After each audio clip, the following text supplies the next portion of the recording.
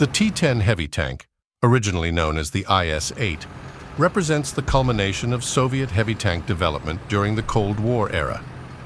Its history is rooted in the evolution of Soviet tank design, beginning with the formidable Iosif Stalin series tanks of World War II, which played crucial roles in battles such as Kursk and Berlin. Early development and context. The development of the T-10 began in the late 1940s as the Soviet Union sought to create a more advanced successor to the IS-3 heavy tank. The IS-3, introduced towards the end of World War II, was known for its distinctive pike-nose design and powerful 122 mm gun. Despite its formidable presence, the IS-3 had several limitations, including cramped crew conditions and mechanical reliability issues. The post-war period saw rapid advancements in military technology, and the Soviet leadership recognized the need for a heavy tank that could match or surpass Western counterparts such as the American M103 and the British Conqueror.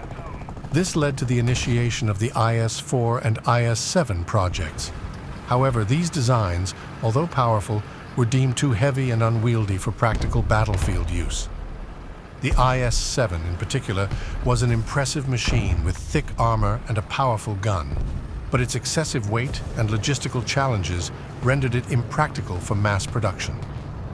Design and prototyping. In the early 1950s, Soviet engineers, under the guidance of the CHKZ, Chelyabinsk-Kirov plant, began working on a more refined design that would eventually become the T-10. Initially designated as the IS-8, the new tank aimed to balance firepower, protection, and mobility more effectively than its predecessors. Key features of the T-10 included armament. The main armament was a 122 mm D-25TA gun, an improved version of the gun used on the IS-3. It was capable of firing a variety of ammunition types, including high-explosive and armor-piercing rounds, making it effective against both enemy tanks and fortifications. The gun was also equipped with a bore evacuator to reduce fume buildup inside the turret. Armor. The T-10 featured sloped armor for increased ballistic protection. The hull and turret design provided better deflection of incoming rounds, and the overall armor thickness was improved compared to the IS-3, particularly on the sides and rear. Mobility. To address the mobility issues of earlier heavy tanks, the T-10 was fitted with a new engine and an improved suspension system. The V12.6 diesel engine produced around 700 horsepower, enabling the tank to achieve a top speed of approximately 42 kilometers per h, 26 miles per hour. The torsion bar suspension system provided better cross-country performance. Crew comfort and efficiency.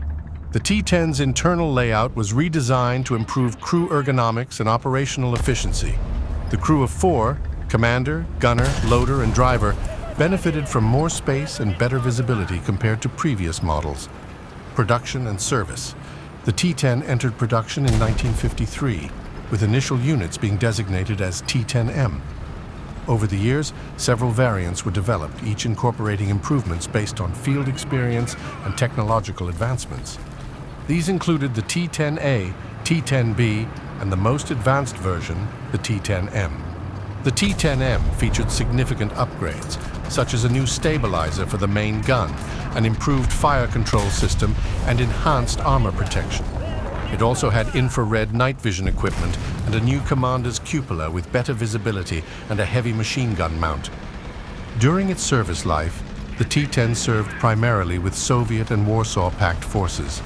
It was designed to spearhead assaults, break through enemy defenses, and engage other heavy tanks.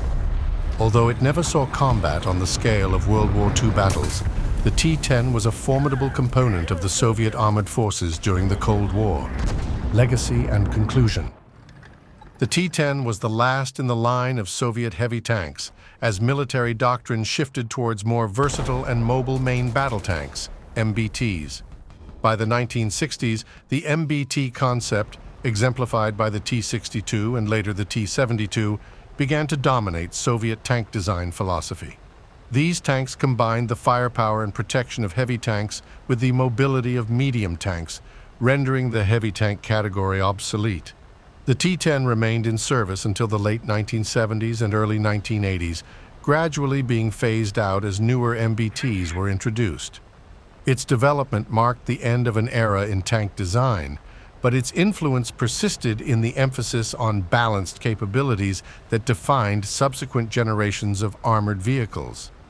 In summary, the T-10 heavy tank, IS-8, represents a significant milestone in Soviet tank development.